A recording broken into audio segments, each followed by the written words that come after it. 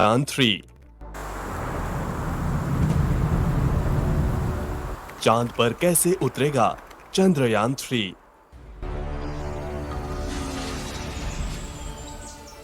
चांद पर क्या काम करेगा चंद्रयान 3।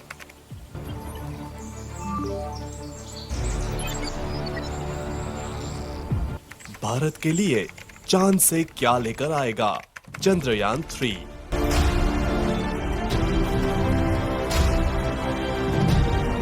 14 जुलाई 2023 दोपहर 2:35 पर भारत के लिए वह पल आया जब भारत का बाहुबली रॉकेट LBM-3M4 आसमान में बादलों को चीरते हुए चंद्रयान 3 को लेकर चांद की तरफ चला। जब रॉकेट को लॉन्च किया गया तो इसकी शुरुआती रफ्तार 1627 किलोमीटर प्रति घंटा थी। आज हम इस वीडियो में आपको बताएंगे कि पृथ्वी से चांद की सतह तक पहुंचने में चंद्रयान 3 को किन प्रक्रियाओं से गुजरते हुए चांद तक पहुंचेगा। आइए जानते हैं विस्तार से। करेक्ट 2:35 पर रॉकेट LBM-3M4 का इंजन स्टार्ट हुआ और चंद्रयान 3 को हमारा रॉकेट बादलों को चीरते हुए चंद्रयान 3 को लेकर चांद की तरफ चला। और जैसे ही चंद्रयान 3 को लेकर रॉकेट बढ़ रहा था, हर एक भारतीय का सीना गर्व से चौड़ा हो गया।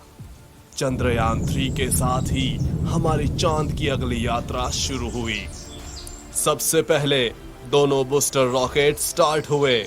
रॉकेट लॉन्च के 108 सेकंड बाद 45 किलोमीटर की ऊंचाई पर इसका लिक्विड इंजन स्टार्ट होने के बाद रॉकेट की रफ्तार 6437 किलोमीटर प्रति घंटा हो गई। बाहुबली रॉकेट LBM-3M4 चंद्रयान 3 को लेकर चांद की तरफ बढ़ा। रोंगटे खड़े कर देने वाला वो पल, बादलों को चीरते हुए अपनी तेज रफ्तार से आगे बढ़ते हुए LBM-3M4 अपनी चंद्रमा की यात्रा प्रारंभ कर चुका था। 130 सेकंड यानी आसमान में 62 किलोमीटर की ऊंचाई पर पहुंचने पर दोनों बूस्टर रॉकेट से अलग हो गए और रॉकेट का मेन इंजन स्टार्ट हो गया। बता दे कि रॉकेट को अलग करने का कार्य मशीनों के माध्यम से किया जाता है। दोनों बूस्टर रॉकेट से अलग होने के बाद रॉकेट की रफ्तार 7000 किलोमीटर प्रति घंटा पहुंच गई थी।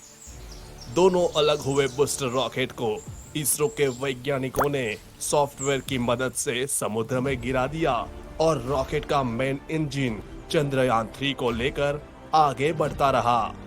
196 सेकंड पर रॉकेट से दोनों हीट शील्ड अलग हो गई, यानी यान के अगले हिस्से से दोनों शील्ड अलग हो गई। इन शील्ड को इसलिए अलग किया गया है क्योंकि यान 114.8 किलोमीटर की ऊंचाई प्राप्त कर चुका था। 307 सेकंड पर रॉकेट से लिक्विड इंजन अलग हुआ। रॉकेट से लिक्विड इंजन अलग होने के बाद क्रायोजेनिक इंजन स्टार्ट हुआ और चंद्रयान 3 को लेकर पृथ्वी की कक्षा की तरफ तेजी से बढ़ा।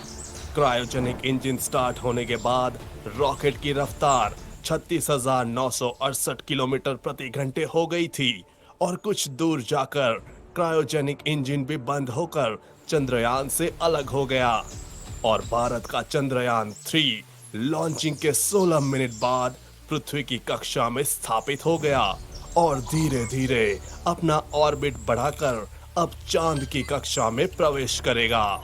पृथ्वी की कक्षा में प्रवेश करने के बाद प्रोपल्शन मॉड्यूल की सहायता से इसरो इसको आगे उड़ाएगा। इसरो चंद्रयान 3 को पहले तो कुछ दिन पृथ्वी के चारों ओर घुमाएगा। हर चक्कर पहले से बड़ा होगा। ये सभी चक्कर अंडाकार होंगे।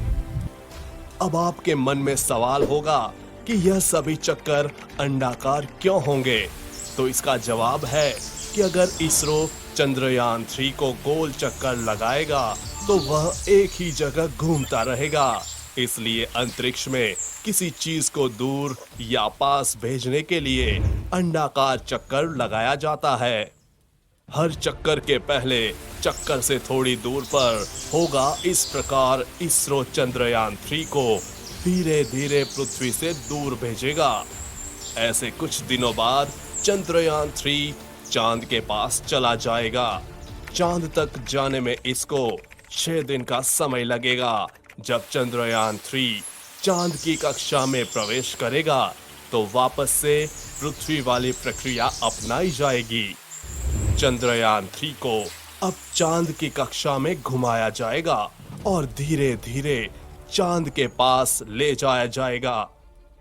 चांद की कक्षा में प्रवेश करने के बाद यान 13 दिन तक चांद के चक्कर लगाएगा। चंद्रयान-3 अपने साथ 3 अलग अलग हिस्से लेकर जा रहा है।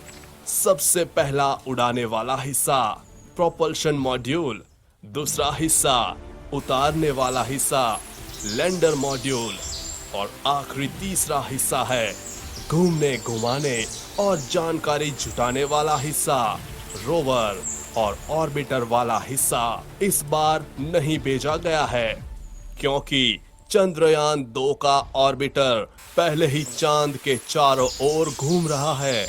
इसरो इसी का इस्तेमाल करेगा और जैसे ही चंद्रयान-3 चांद के 100 किलोमीटर के दायरे में पहुंच जाएगा, प्रोपल्शन मॉड्यूल से लैंडर अलग हो जाएगा। लैंडर अब अपनी कक्षा में अपनी स्पीड कम करने की कोशिश करेगा। करीब 40 से 42 दिन बाद लैंडर और रोवर चंद्रमा के साउथ पोल पर उतर जाएंगे। चंद्रयान-3 की चंद्रमा पर लैंडिंग 23 अगस्त की शाम 5:47 पर रखी गई है, लेकिन वहां सूर्योदय की स्थिति को देखते हुए इसमें बदलाव हो सकता है।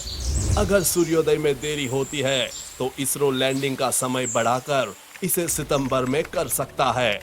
चांद पर चंद्रयान-3 को उतारना इस मिशन का सबसे कठिन पार्ट में से एक है। चंद्रयान-2 भी इसी समय फेल हुआ था। यह आखिरी 15 मिनट इस मिशन के सबसे कठिन मिनट होंगे। इस बार चंद्रयान-3 के लैंड करने के लिए 2 स्थान निश्चित किए गए हैं। अगर एक स्थान पर यह नहीं उतर पाता है तो इसको निश्चित किए गए दूसरे स्थान पर उतारा जाएगा। जैसे ही स्थान निश्चित हो जाएगा, उसके बाद चंद्रयान-3 सॉफ्ट लैंडिंग का प्रयास करेगा।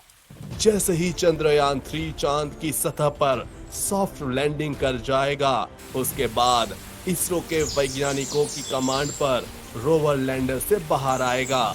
उसके बाद चांद की सतह पर चलकर अपने प्रयोग करेगा। इसरो ने एक बार फिर अपने लैंडर का नाम विक्रम और रोवर का नाम प्रज्ञान रखा है। यह अभियान चांद की सतह पर रासायनिक तत्वों और मिट्टी, पानी के कणों जैसे प्राकृतिक संसाधनों को देखेगा। यह अभियान चांद की बनावट को लेकर हमारी जानकारी में महत्वपूर्ण इजाफा करेगा। वैज्ञानिक परीक्षण के लिए यह अंतरिक्ष यान अपने साथ कई उपकरणों को ले जा रहा है, जिसमें सिस्मोमीटर भी शामिल है, ताकि चांद के भूकंप को मापा जा सके। वैज्ञानिक इस तरह के परीक्षण से चांद की सतह के तापमान और वहां के वातावरण के अन्य तत्वों को जान सकेंगे। इस पर ऊर्जा के लिए सोलर पैनल लगे होंगे, जिसकी सहायता से रोवर को चांद की सतह पर ऊर्जा मिलेगी और यह वहां पर चल पाएगा। जानकारी के लिए बता दें कि इस मिशन को यानी कि रोवर और लैंडर को 14 अर्थ डेज के मिशन पीरियड के लिए ही इनिशियली डिजाइन किया गया है। हालांकि अगर सब कुछ सही रहा तो 14 दिन बाद इस मिशन को एक्सटेंशन मिल सकता है, लेकिन फिलहाल के लिए इसरो के पास 14 दिन का ही समय होगा। चंद्रयान-3 भारत के हर भारतीय के सपनों को पूरा करते हुए भारत का इसरो ऊंचाइयों को छू रहा है। यह महत्वपूर्ण उपलब्धि हमारे वैज्ञानिकों के अथक मेहनत का प्रमाण है। हम उनके उत्साह और प्रतिभा को सलाम करते हैं। ये इंफॉर्मेशन आपको कैसी लगी?